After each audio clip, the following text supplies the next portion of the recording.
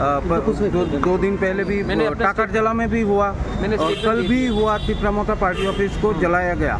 तो ये जो वायलेंस हो रहा है, इसके विषय में आपका क्या रिएक्शन होगा? मुझे लगता है कि जब दो भाई, आप कांग्रेस में भी हो सकते हो, बीजेपी में भी हो सकते हो, सीपीएम में भी हो सकते हो, जब एक मनुष्य बात नहीं करके वायलेंस में आता है तो मनुष्य और हैवान में कुछ फर्क नहीं रहता। हम लोग एक छोटे से स्टेट त्रिपुरा से हैं। आज का समय है कि त्रिपुरा मोथा हो, बीजेपी हो, सीपीएम हो, कांग्रेस हो, हम सबको एक होकर जो बांग्लादेश से घुसपैठिया त्रिपुरा में आ रहे हैं उनको रोकना चाहिए, ना कि एक दूसरे के संग फाइट करना चाहिए। और अगर कोई डिफरेंसेस है तो बैठकर शांति से बात करना चाहिए।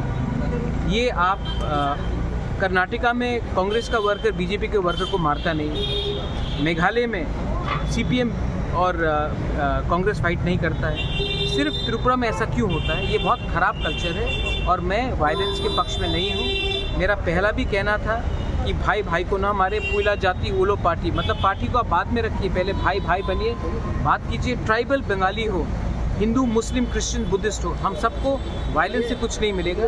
और अगर त्रिपुरा को आगे डेवलप भी होना है तो हमें एक दूसरे के संग फाइट ना करके एक यूनाइटेड फेस देना चाहिए कि बाहर के लोग आकर त्रिपुरा में इन्वेस्ट करें, त्रिपुरा का डेवलपमेंट हो।